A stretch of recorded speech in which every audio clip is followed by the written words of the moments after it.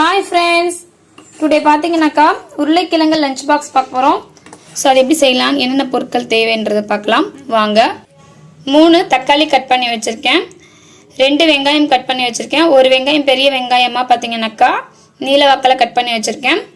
ஒரு 10 சின்ன வெங்காயம் வந்து பொடிசா சாப் பண்ணி வச்சிருக்கேன். சோ சின்ன வெங்காயம் கட் பண்ணும்போது பாத்தீங்கன்னா சின்ன வெங்காயம் சேர்க்கும்போது பாத்தீங்கன்னாக்கா நமக்கு வந்து டேஸ்ட் கொஞ்சம் கூட கிடைக்கும். அதனால நான் எப்பவுமே சின்ன வெங்காயம் சேர்த்துப்பேன். நீங்க பெரிய வெங்காயம் சேர்க்கறதா 2 பெரிய வெங்காயம் சேர்த்துக்கங்க. உருளைக்கிழங்கு பாத்தீங்கன்னா 4 உருளைக்கிழங்கு கட் பண்ணி வச்சிருக்கேன். கருவேப்பிலை, கொத்தமல்லி, 1 டீஸ்பூன் வந்து மிளகு எடுத்து வச்சிருக்கேன். மிளகு வந்து நம்ம தூளாக்கிக்க போறோம்.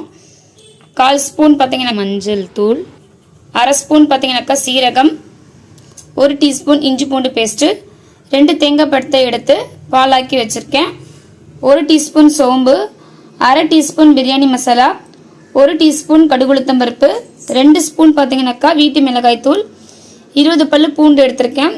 பூண்டு சின்னதா இருந்ததுன்னா ஒரு கைப்பிடி பூண்டு வந்து எடுத்துக்கோங்க. 7 மிளகாய் வந்து எடுத்திருக்கேன், காஞ்ச மிளகாய், 2 பச்சை மிளகாய் எடுத்திருக்கேன். கடாயில எண்ணெய் ஊத்திட்டு பாத்தீங்கன்னாக்கா சீரகம் சேர்த்துக்கலாம், காஞ்ச மிளகாய் சேர்த்துக்கலாம், உருளைக்கிழங்கு சேர்த்துக்கலாம். நீங்க உருளைக்கிழங்கு பிரியாணி செய்யற மாதிரி இருந்தீங்கன்னா இந்த மெத்தட்லயே செய்யலாம். 1/2 ஸ்பூன் பிரியாணி மசாலா எடுத்துட்டு 1 ஸ்பூன் பாத்தீங்கன்னா நீங்க வீட்டு மிளகாய் தூள் எடுத்துக்கலாம். வீட்டு மிளகாய் தூள் இல்லாதவங்க 1/4 ஸ்பூன் தனி மிளகாய் தூளும் 3/4 ஸ்பூன் பாத்தீங்கன்னாக்கா தனியா தூளும் நீங்க சேர்த்துக்கலாம். சேர்த்துட்டு நீங்க வந்துட்டு பிரியாணி ரெடி பண்ணிக்கலாம். ஸோ பிரியாணிக்கு உருளைக்கிழங்கு பாத்தீங்கன்னாக்கா நம்ம வேற மாதிரி செய்யலாம். அந்த வீடியோ வேணும்னா நான் கண்டிப்பா அப்லோட் பண்றேன். இப்போ வந்து நம்ம பிரியாணி மசாலாவும் மஞ்சள் தூளும் சேர்த்துக்கலாம். ஸோ உருளைக்கிழங்கு பிரியாணி வந்து நான் நெக்ஸ்ட் வீடியோவில் வேணா அப்லோட் பண்ணுறேன். பிரியாணி மசாலா பிடிக்காதவங்க வீட்டு மிளகாய் தூள் ஒரு 1/2 ஸ்பூன் வந்து சேர்த்துக்கலாம். ஸோ கொஞ்சமாக கருவேப்பிலையை வந்து சேர்த்துக்கலாம்.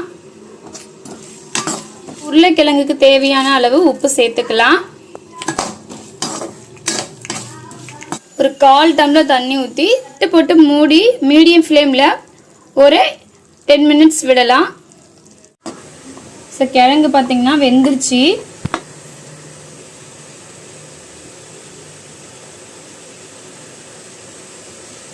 ஒரு கடாயில் பார்த்தீங்கன்னாக்கா எண்ணெய் ஊற்றிட்டு கடுகு சேர்த்துக்கலாம், சோம்பு சேர்த்துக்கலாம், காஞ்ச மிளகாய் சேர்த்துக்கலாம், பச்சை மிளகாய் சேர்த்துக்கலாம்,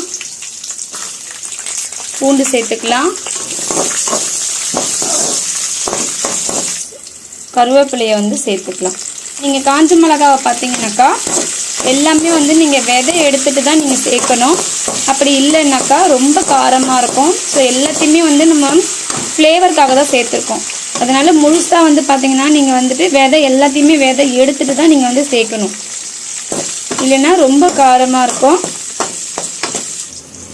இப்போ வெங்காயம் சேர்த்துக்கலாம். ஸோ இப்போ வந்து இஞ்சி பூண்டு பேஸ்ட் வந்து சேர்த்துக்கலாம். உருளைக்கிழங்கு வறுக்கும்பொழுது பார்த்தீங்கன்னா நீங்கள் பிரியாணி மசாலாவுக்கு பதிலாக சிக்கன் 65 மசாலா கூட நீங்கள் யூஸ் பண்ணிக்கலாம். தக்காளி வந்து சேர்த்துக்கலாம் இப்போது.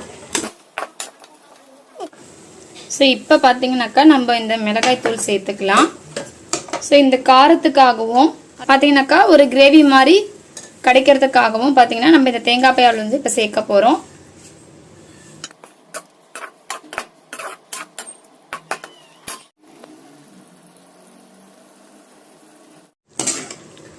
ஸோ பார்த்தீங்கன்னா இந்த மாதிரி கிரேவி வந்து வந்துருச்சு. ஸோ இப்போ வந்து நம்ம வந்து சாதம் வந்து கிளறிக்கலாம். உருளைக்கிழங்கு வறுத்த கடாயிலேயே பார்த்தீங்கன்னாக்கா ஸோ கிரேவி வந்து ஃபஸ்ட்டு ஒரு ரோ சேர்த்துருக்கேன். அடுத்து சாதம் பார்த்தீங்கன்னாக்கா ஒரு லைன் வந்து சேர்த்துக்கலாம். ஸோ இப்போ பார்த்தீங்கன்னாக்கா நம்ம ஒரு சிட்டிகை தான் வந்து என்ன பண்ண போகிறோம்னாக்கா மிளகுத்தூள் வந்து சேர்க்க போகிறோம். ஸோ நம்ம எல்லாமே வந்து காரமாக சேர்த்துருக்கோம். அதனால் மிளகுத்தூள் வந்து பார்த்து சேர்த்துக்குங்க. ஸோ அதே மாதிரி பார்த்தீங்கன்னாக்கா கொத்தமல்லி சேர்த்துருக்கோம். ஸோ கொத்தமல்லி சேர்த்துட்டு நீங்கள் வெங்காயம் பார்த்தீங்கன்னாக்கா நல்லா பொன்னிறமாக பொரித்து எடுத்துட்டு அதுக்கப்புறமா அது கூட நீங்கள் வந்து சேர்த்துக்கலாம். டேஸ்ட் நல்லாயிருக்கும். ஸோ நான் பிரியாணிக்கு செய்வேன், அப்போ பாருங்கள். அடுத்து வறுத்த உருளைக்கிழங்கு வந்து சேர்த்துக்கலாம். இப்போ மறுபடியும் பார்த்தீங்கன்னாக்கா ஒரு லேயர் வந்து கிரேவி சேர்த்துருக்கேன்.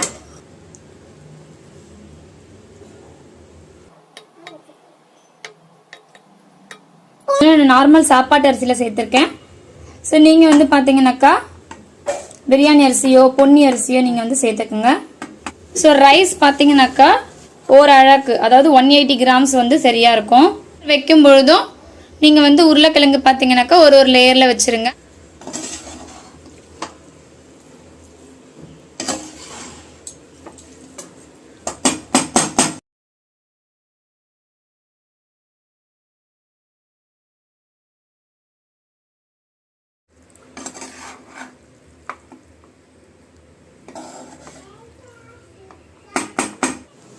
அவ்வளோதான் ஃப்ரெண்ட்ஸ், ரெடி ஆயிடுச்சு. ஸோ வெங்காயம் பார்த்தீங்கன்னா இந்த மாதிரி தான் பொடிச்சு நான் வந்து போட சொல்லியிருந்தேன். ஸோ நீங்கள் ஒரு லேயருக்கும் ஸோ உருளைக்கிழங்கும் வெங்காயமும் இந்த மாதிரி வந்து பொரிச்சு நீங்கள் போட்டிங்கனாக்கா டேஸ்ட் வந்து பார்த்தீங்கன்னா ரொம்ப அருமையாக இருக்கும். ஸோ நெக்ஸ்ட் வீடியோவில் பார்த்தீங்கன்னா நம்ம கண்டிப்பாக வந்து பிரியாணி வந்து பார்க்கலாம், உருளைக்கிழங்கு பிரியாணி பார்க்கலாம். இந்த வீடியோ பிடிச்சிருந்ததுன்னா உங்கள் ஃபேமிலி அண்ட் ஃப்ரெண்ட்ஸ்க்கு ஷேர் பண்ணிக்கோங்க. நம்ம சேனலை சப்ஸ்கிரைப் பண்ணிக்கோங்க. தேங்க்யூ.